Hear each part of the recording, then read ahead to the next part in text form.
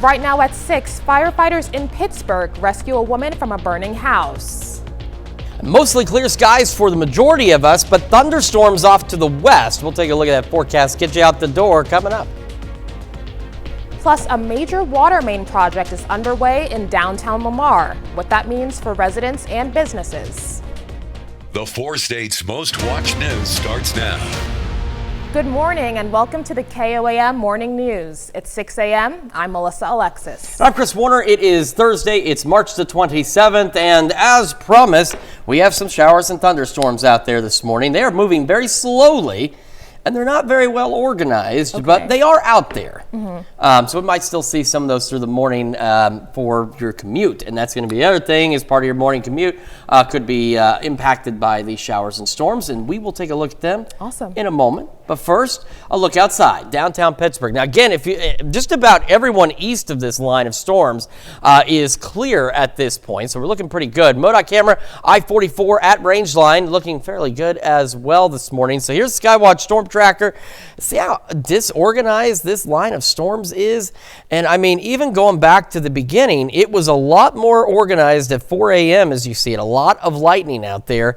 But as it's continued to push off to the east-southeast, it's fizzled out here and there, then it tries to reorganize, and now we've got new development back behind this line, and it is starting to stretch a little further to the south as well. But again, nothing severe, nor are we anticipating any severe weather, but there has been some small hail occasionally with some of these storms. So now it's just getting in just north of Eureka into Greenwood County, rolling along 54 and 400. We go down 99 to Howard, and you can see that line starting to enter around the Greenfield area, and then just sneaking in around Cedarvale and Caneyvale into Chautauqua County. And then again, it stretches down south. It did stop around the Pawhuska area, but now it's stretching down just between Osage and Owasso out there, northwest of Tulsa. This line moving still at about 20 miles an hour. It is not moving, but watch out. It starts, it's organized, and it becomes disorganized, and it's trying to reorganize, and there's new development. So we'll see exactly how this pans out over the next few hours. But similar to what we talked about yesterday, I think any showers and storms we have should wrap up by about 2 o'clock today. And then skies will begin to clear. We are breezy, and we are well above normal. We are talking almost May-like temperatures here at the end of March. A very warm day ahead of us. Already very warm. We should be in the low 40s, and we're not. We're at 57 in Joplin, 55 in Pittsburgh, and across the area there are some cooler spots.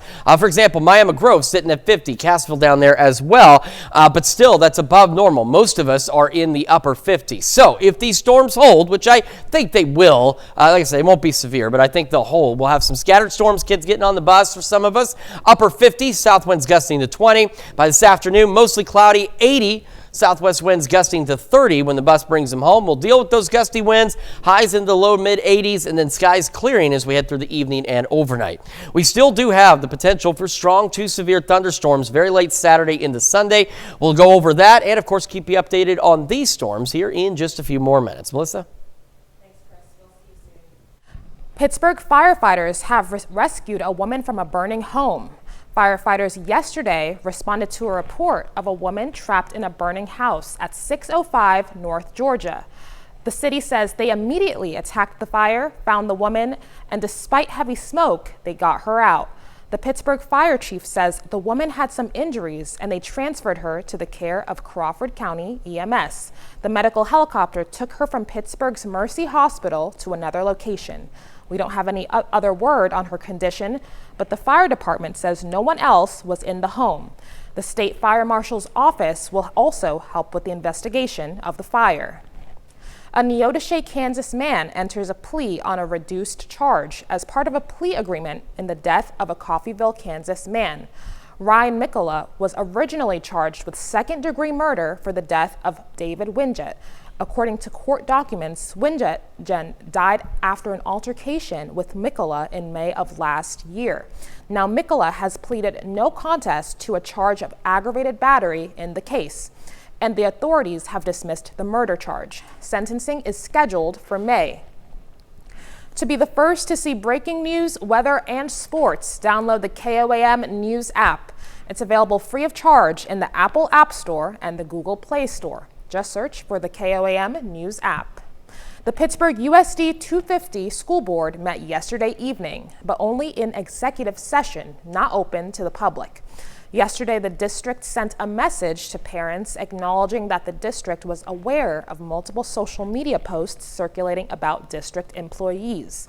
In that message, the district pointed out that in compliance with federal and state employment laws, the district may not publicly share information regarding employees, disciplinary actions, or personnel issues.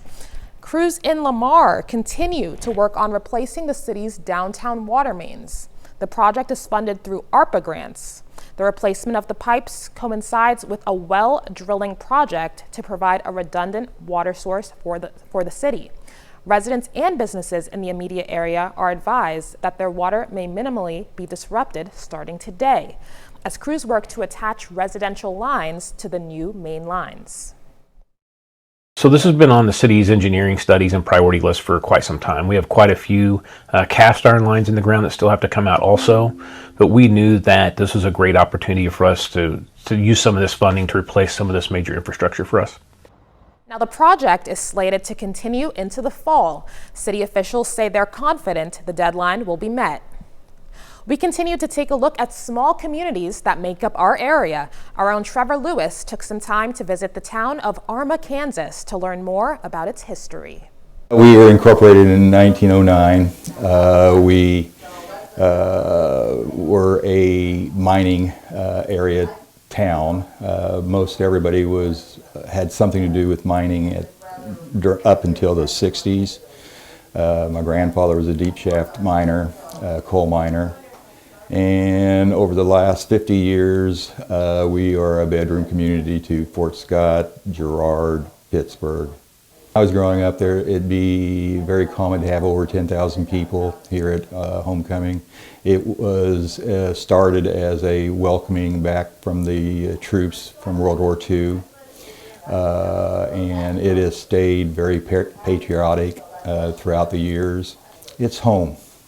I've lived here all except 4 years when a couple years of college and a couple years away, and I moved back in '84, and I can't imagine living anywhere else. It was previously known as Rust, and it was later named Arma after William F. Armacost. Now that's a look at this morning's top stories and weather in our first 7 minutes. Coming up on the KOAM Morning News, Major League Baseball opening day is today with 14 different games on the schedule. Plus, President Trump downplays concerns over Signal chat leaks involving top officials. And Chris Warner returns with another look at your Thursday forecast. You're watching the KOAM Morning News. We'll be right back, but first, here's a live look of Crowder College ahead of Aggie Day.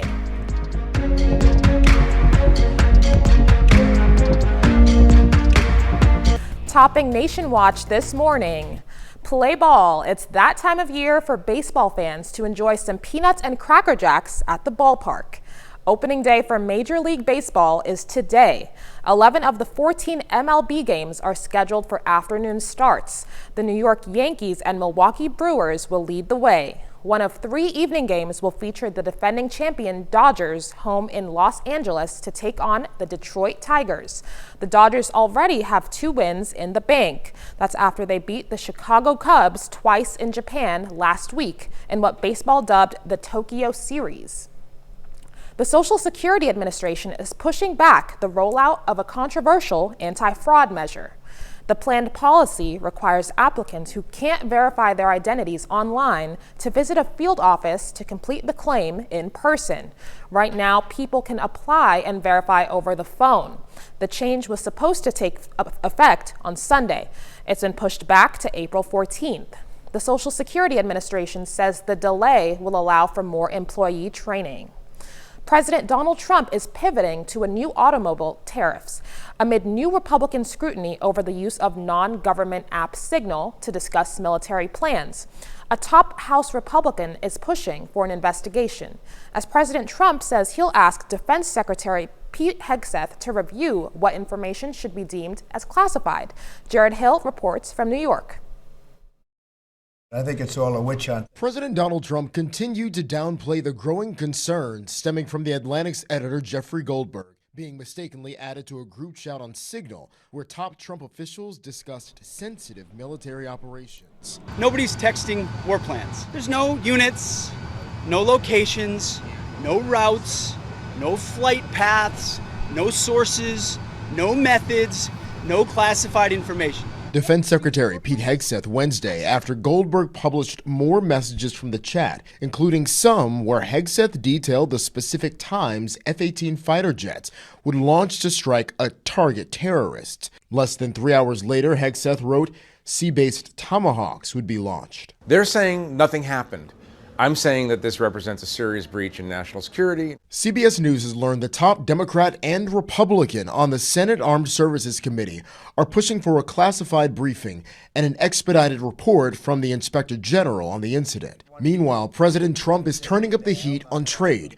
Yesterday, he announced a new 25% tariff on all imported automobiles starting April 2nd. This is the beginning of Liberation Day in America. The White House claims the new tariffs will lead to $100 billion in revenue and push companies to make more cars in the U.S. But economists say they could add thousands of dollars to the price of a new car. Jared Hill, CBS News. President Donald Trump has now issued at least 104 executive orders. That's well ahead of his 100th day in office, and it beats a record held by former President Franklin D. Roosevelt, who signed 99 orders before his 100-day mark. Many of the president's executive orders have also faced legal challenges in the courts. The White House says President Trump is set to sign even more orders today. That's a look at some of today's top national stories. Here's Chris with a look at your forecast. We're continuing to track showers and thunderstorms beginning to enter the western edges of our viewing area at this time. Again, no severe weather out there, nor are we anticipating any. But as we mentioned as well, we've also had some small hail occasionally with some of these storms out there. We'll continue to track these storms as they roll off to the east, and we'll talk about our potential severe threat heading into the weekend when the KOAM Morning News return. Protecting and serving can also sometimes mean comforting and delivering. One officer in suburban St. Cloud, Minnesota has delivered 2 babies in 10 years. As Kent Ederall reports, the most recent one was last week. Parents don't generally choose police stations for a baby's very first social outing. How are you guys? But for Donovan Johnson and Tasha Allstott, this is really a 3-date reunion for their daughter. It says Patience. Tasha says Patience seemed like a fitting name through her due date on Thursday. But then, on Friday morning, I didn't want to believe that it was time. I was scared. She realized Patience wasn't going to wait for the hospital, so Donovan called 911. I wasn't too far away, so I was the first one there. Officer Steve Matthews quickly realized how much that timing mattered. Maybe 3-4 minutes and he was there. I could tell as soon as he walked in that he was going to be the one catching the baby or delivering the baby. Tasha also quickly realized the significance. And I asked if he had done it before. That was my first question. And I said, yes, I have. Officer Matthews earned his first stork pin after helping deliver Delaney Rose Eaton in August of 2015. It just all happened very rapidly. It was an intense moment, but it worked out well. Delaney's mom, Barbara, was thrilled when we told her about Officer Matthews' second delivery a decade later. I think he was the perfect person for that opportunity again. You know, in my experience, he was incredibly professional, calm, and just took charge of the entire situation. Though his memory of it is slightly different. That was a little more nerve-wracking. We go through first responder training and we do discuss those types of situations, but it's always the doom and gloom situation of childbirth. The first time that you do it, you think anything and everything could possibly go wrong, and then it doesn't, and and then it's okay. It certainly is. We're on spring break. Hi. Barbara and Delaney are doing great. It's a blessing. So are Patience and Tasha, thanks to Officer Matthews and 2 of his colleagues. They definitely brought me comfort when I was really scared. And they were there when we needed them to be there. Matthews says he's simply grateful he was in the right place at the right time. So precious. And he'll be happy to add another pin if called on again. Little blessing. That's fine. I'll go for number 3. And 2 of Officer Matthews' fellow colleagues, an officer and sergeant, also helped deliver patients. Now here's Chris with a quick look at your forecast. For most of us, skies are still clear out there this morning, but we are tracking some showers and storms off to the west. We'll have another look at all that when we come back. Welcome back to the KOAM Morning News just after 6:22 now on this Thursday morning. We still have this disorganized line of showers and thunderstorms off to the west. Slightly stronger activity, as you can see, west of Emporia. So if you're familiar with the area, say west of Cottonwood Falls, southeast of Clear Creek, where there's a little bit more lightning outside of our immediate area. But we do have these showers and storms now reaching our area. So we have shower storms around Eureka, stretching down toward Howard, and around just to the northwest of Sedan, close to Caneyville, north of Cedarvale. Another little storm out here to the west of all of that, northeast of Winfield. And we go down to the south, a few showers around Pawhuska, and a couple of little showers now northwest of Tulsa, northwest of Sand Springs down there. This line continuing to move off roughly to the east at 20 miles an hour. See, take a look. It was very organized at first, then it fell apart a bit, then it tried to reorganize, and now it's kind of fallen apart again, but we have that new development now that's also taking place back behind this line. So if you watch right here, we got a new round of storms back behind that. So we'll see how this all pans out over the next few hours, but I still think what we talked about yesterday morning and yesterday at noon still holds. I believe that anything we do see is going to be done by about 2 o'clock this afternoon, and then we'll just start to clear out. We're going to be very warm and windy. Southwest winds gusting upwards of 30, and take a look at these temperatures. About all of us in the low 80s, and this is still at 5 o'clock in the evening. Look at how warm we are going to be. We'll have another mild night tonight, and as we go into our Friday, we could have an isolated pop-up shower or storm as we head late morning into the afternoon. You see, there they are in the future track, late morning, early afternoon hours. Not everybody will see rain, not anticipating anything severe, but a pop-up shower or storm will be possible. I want to talk about this weekend as well, which we're going to get to here in a moment. Starting our day, again, if these storms hold, I believe they will. I don't think they're going to be severe, but I believe we'll have scattered storms through the morning. So about 60 to start, low 70s by 11. Anything that's out there should wrap up by about 2. And we'll have highs low to mid 80s. And as I mentioned, those southwest winds gusting upwards of 30. And into the evening we go. Skies continue to clear. Look at 71 by 10 o'clock. Lows once again well above average.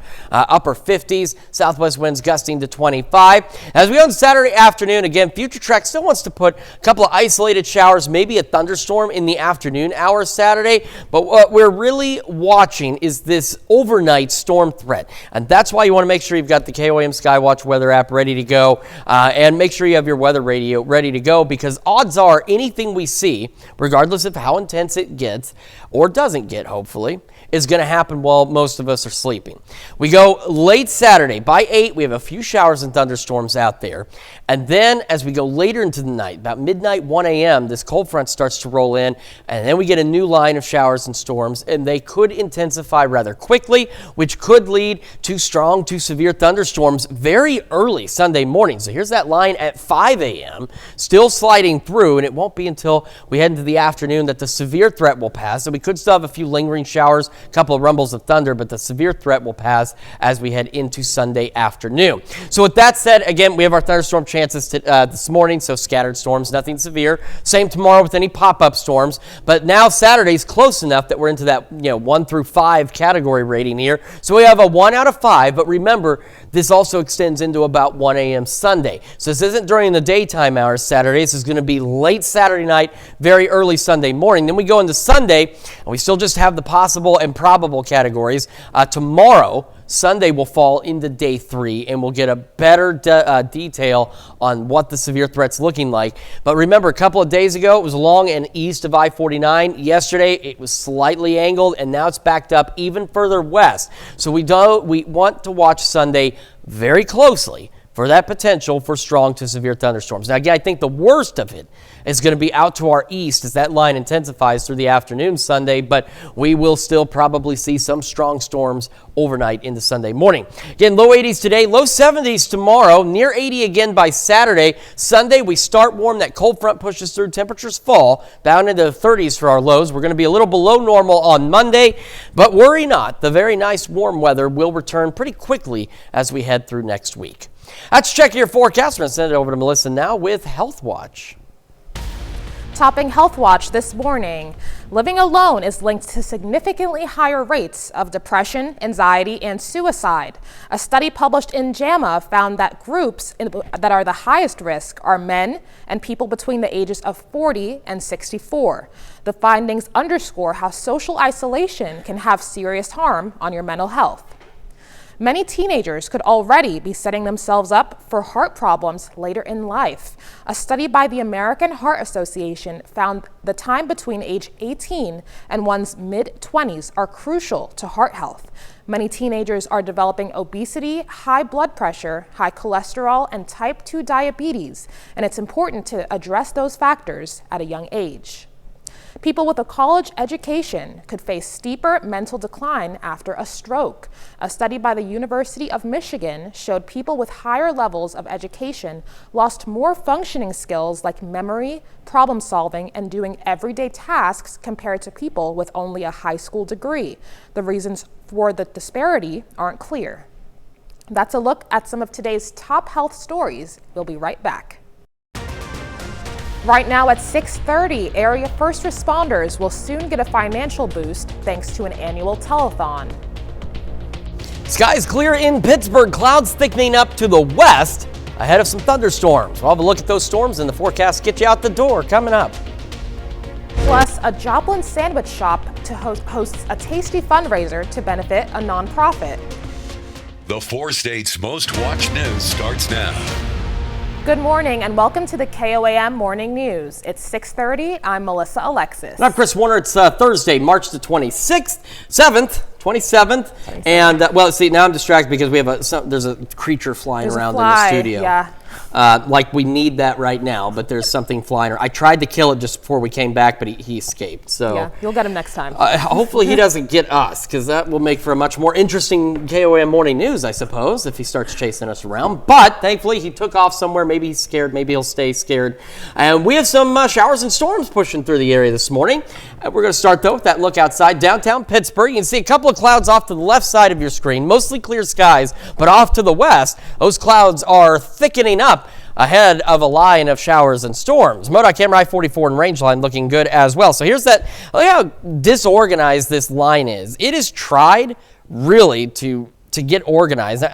Even now, when we say organized, it doesn't mean severe. It just means try to figure out what it's doing. And I don't think it knows what it's doing at this point. So we go back to about the point it started flaring up. It was looking pretty good. There was even some small hail in there and a lot of lightning. Then it started to kind of fall apart, tried to reorganize, and now we've got new development taking place back behind it. So we'll have to see exactly how this pans out. And again, this line is still moving at approximately 20 miles an hour. So if it holds, which I think it will, like I don't expect severe weather. At worst, we're looking at some small hail. But if it holds together, which I think it will through the late morning hours here, we're talking Chanute now about 9, Miami 10:32. You can see it's kind of, again, it's slowed down a bit.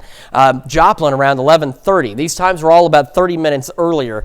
Monette about 1 o'clock, Mount Vernon 1:30. So that, again, no severe weather is expected from this, and you can see it's extraordinarily disorganized. But we should see at least a few scattered showers and storms as this continues to push on off to the east. And I think Future Track's got it halfway right. I think it's going to continue to kind of fall apart, and it'll become much more scattered. So not everybody will get rain from this, but by about 2 o'clock, it is gone. And then we're left with clearing skies and very warm temperatures, which we already have for this time of the morning. 57 in Joplin, 55 in Pittsburgh. Should be in the low 40s out there, and we're, of course, not near that. We got some 60s on the map. Most of us upper 50s, but we do have some low 50s in some of our southern counties as we start the day. So at least a few scattered storms possible with kids getting on the bus, about 59. South winds gusting to 20. By this afternoon, it's southwest winds gusting to 30, mostly cloudy at about 80. But the clouds clear out pretty quickly as we head through the afternoon and evening hours. And our highs, again, unseasonably warm into the low to mid 80s. We'll have another look at these storms. Of course, anything changes with them, we'll let you know. And, excuse me, we'll talk about that potential for severe weather this weekend here in just a few more minutes. Melissa? Thanks, Chris. We'll see you soon. Hummingbirds are making their way back to our area. Conservationists report the states to the south have seen the birds on the move as they migrate back from their winter home. They also say there are some great ways to attract a charm of hummingbirds to your backyard. Yeah, there's several great ways to attract hummingbirds to your yard. You can always put out a hummingbird feeder, which is a great option, but an even better option is planting native flowers. Hummingbirds tend to be attracted to tubular shaped flowers, usually kind of a red or orange color, and there's lots of really great natives that fit that description. So things like trumpet vine or native honeysuckles, also columbine, there's lots of different options for that. The most common type of hummingbird found in Missouri is the ruby-throated hummingbird. Well, like a lot of libraries, the Pittsburgh Public Library is about a lot more than just books these days. Yesterday afternoon, it hosted a craft program for kids in 1st through 5th grades. Participants could decorate their own blank journals. The library provided a variety of supplies, including stickers, markers, and embellishments, so every child could create a unique and personalized design. Stapleton Elementary in Joplin opened a brand new chapter of shared reading event. Every Stapleton student received a copy of the book Finway and Hattie by Victoria J. Brooks to be read together at home for the next few weeks.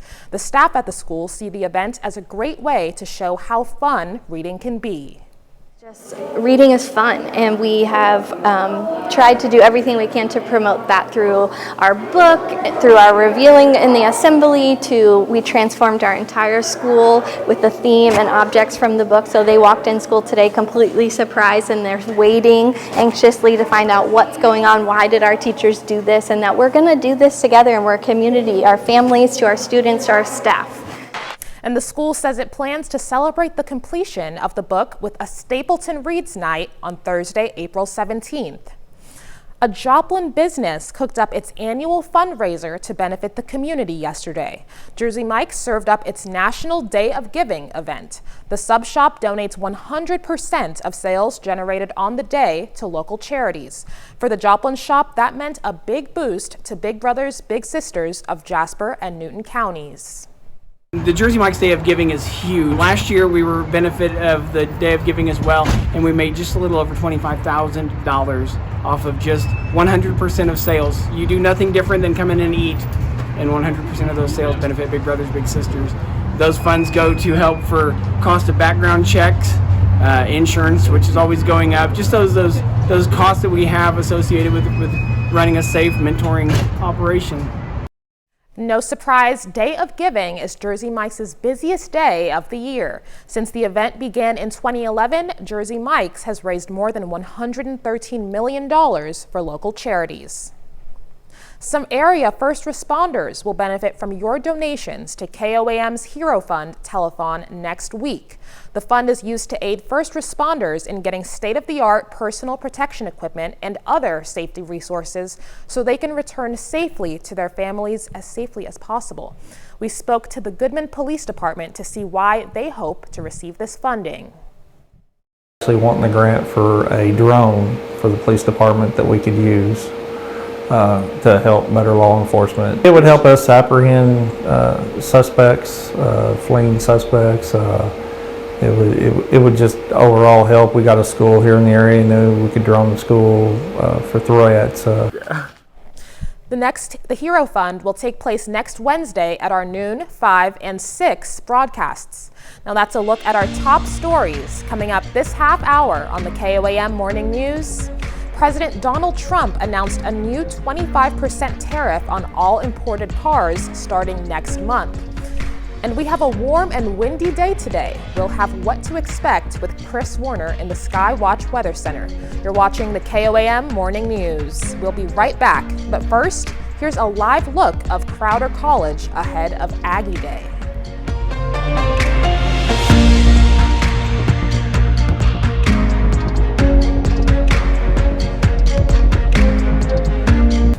In Consumer Watch this morning, President Donald Trump announced a new 25% tariff on all imported cars and light trucks starting April 2nd. The White House says the move could raise billions of dollars in revenue and push car makers to move operations to the U.S. A study from the Anderson Economic Group says the tariffs could raise the price of a new car by more than $12,000. Dollar Tree says it's selling fellow discount brand Family Dollar to two private equity firms for $1 billion. Dollar Tree originally bought its rival discounter retailer for more than $8 billion over a decade ago. The move comes as Americans continue to tighten spending due to inflation and trade concerns. Increases in shoplifting and bad headlines in recent years also hurt Family Dollar's bottom line. And a childhood treat is getting more indulgent. Rice Krispies Treats Bliss Bars are launching in 2 new sweet and salty flavors, chocolate sea salt pretzels and caramel sea salt pretzels. The new snacks will hit store shelves next month. That's it for Consumer Watch. Here's Chris with another look at your forecast. Yeah, we're going to start with, again, a quick look outside downtown Pittsburgh. Again, just a few clouds out there, but off to the west, quite a few more clouds with some showers and storms. MoDOT camera, I-44 and Rangeline looking great as well. A lot of folks getting their day underway for this Thursday morning. And here's a look at those showers and storms. It's a very disorganized line. And I say this, and it falls apart, then it tries to reorganize, then it falls apart again, it tries to reorganize, and we can kind of see that just right here from where it really got its act together about 4:30 this morning, and then it's just been in this chaotic state as it continues to push off to the east with new development taking place back behind it. So we're getting into Eureka, just outside of Howard, and stretching down into Chautauqua County around Caneyville and Cedarvale, eventually getting into Sedan. Now the line is very broken, but it does reach all the way down to just near Sand Springs in Tulsa, in the Tulsa area, but again, it's not severe, nor is it expected to be. It is still moving at about 20 miles an hour, and I do believe it's going to continue to be very scattered in nature. In fact, I believe what's going to take place with this line is going to be similar to what we're going to show you on the future track. It's going to begin to break up. And I think it'll be much more scattered with showers and storms as we head through the late morning. So as we get further in, not everybody necessarily will see rain from this, but through at least 2 o'clock, we'll have that opportunity for a couple of scattered showers or thunderstorms. Outside of that, we're very warm, winds are going to increase, and skies will begin to clear out as we head through the evening and overnight. Quick check of those mild temperatures this morning, 57 in Joplin, 55 in Pittsburgh. Did not need the heat or the air this morning. It's just a nice drive out there. Most of us upper 50s. We have some low 50s in our southern counties, and off to the west we even got some 60s. The 8th Center and Sedan both sitting at 60 degrees this morning, and keep in mind we should be about 40. So we're about 20 degrees warmer than normal. Kids getting on the bus. Again, at least for some of us, some scattered storms out there. Upper 50s, south winds gusting to 20. And the bus brings them home. Mostly cloudy skies, gradual clearing taking place. 80 southwest winds gusting to 30. We have another look at your forecast, including our chances for severe weather this weekend here in just a moment. We're also going to celebrate birthdays and anniversaries because those are a lot of fun to do. But first, here's what's happening on CBS Mornings. I'm Adriana Diaz. Coming up and first on CBS Mornings, we love when we can say that. New York Times bestselling author John Grisham will reveal his new book and what sets it apart from his other bestsellers. That's coming up on CBS Mornings. Time for some Thursday birthdays in the 4 states, and we are starting in Sarcoxie with Finley Wilson, celebrating birthday number 13. Says happy birthday from Mom, Dad, and Eva. Zoe Feist is celebrating her 13th birthday. The message says happy birthday from Grandma and Grandpa and all your family in the 4 states. And Emily Huckstep celebrating birthday number 29 today. Happy birthday, Emily. Jean Scriven is celebrating her 40th birthday from Oronogo, Missouri. And in Columbus, Wilma Mallory celebrating birthday number 95. A very happy birthday to you, Wilma.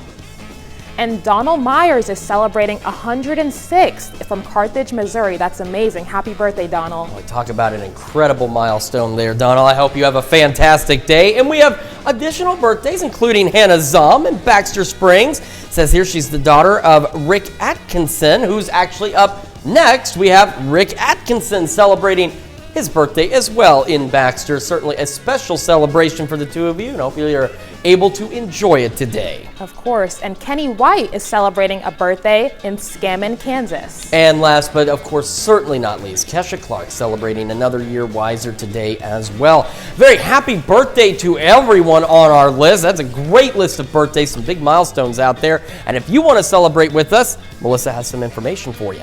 You can send the information on over to birthdays@koamnewsnow.com. And of course, you always want to make sure you meet the deadline you see there on your screen and include when the celebration is to take place so it airs on the right day. All right, we got a lot to talk about.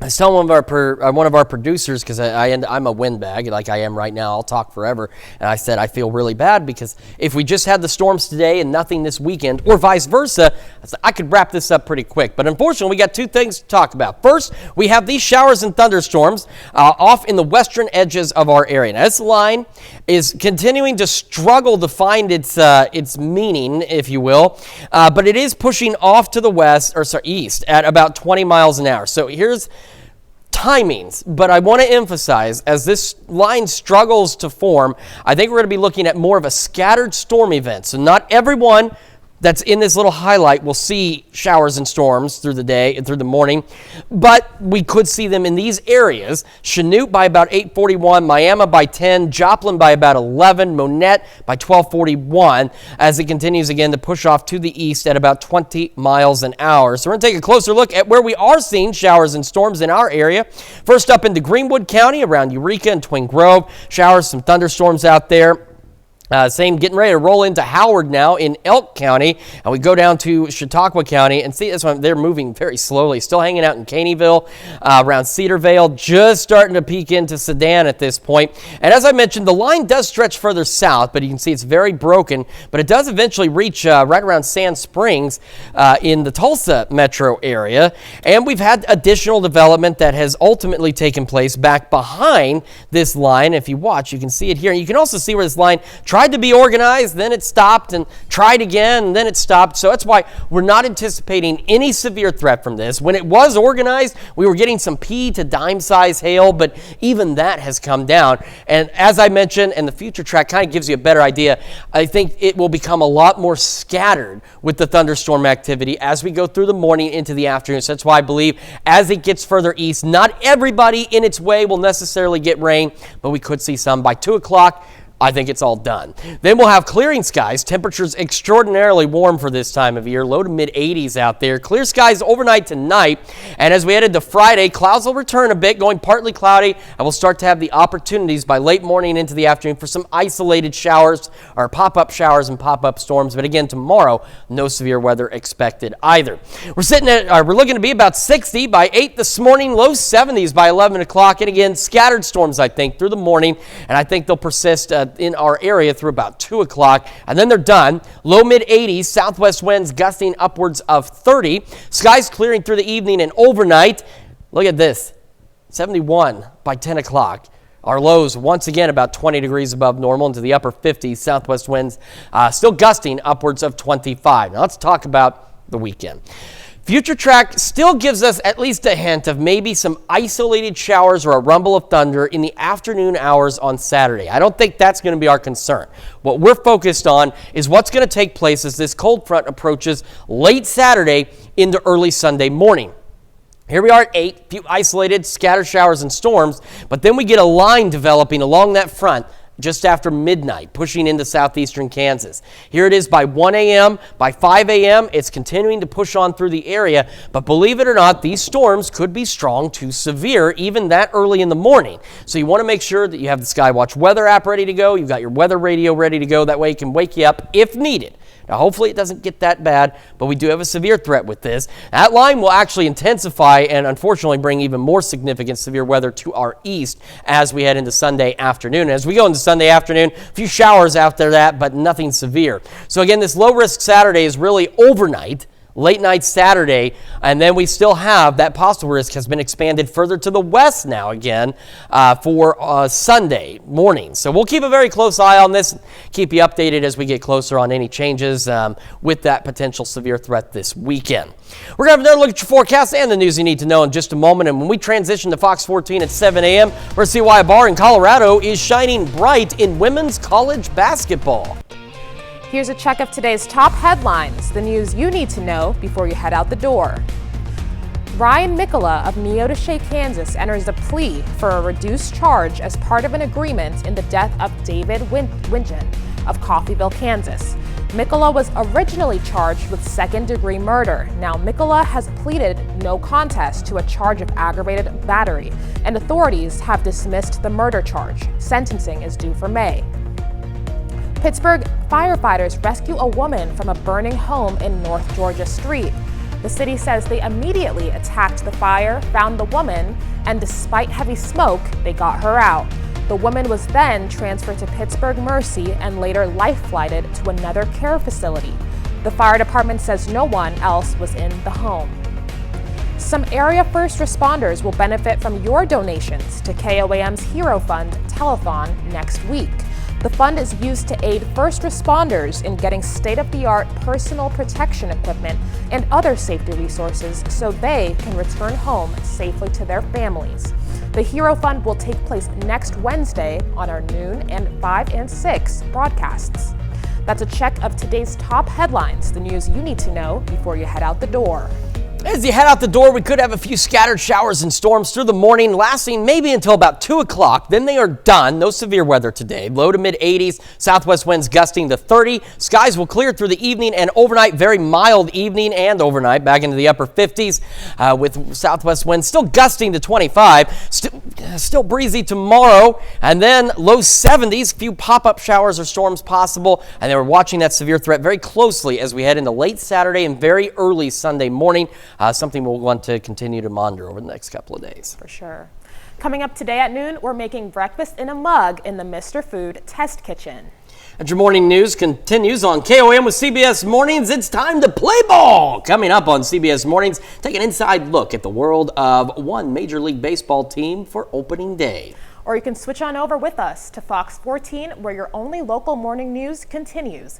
This morning, we'll learn more about a popular tourist attraction making its way to Branson. And we're going to take a deeper look at why we have spring break. I'm sure there's lots of theories, but we're going to get down to the answers here. However, oh man, that flying thing is back. Yep. That's going to wrap it up for us for now. I'm going to try and kill that, and we'll be back tomorrow at 5 a.m. And we'll see you today at noon.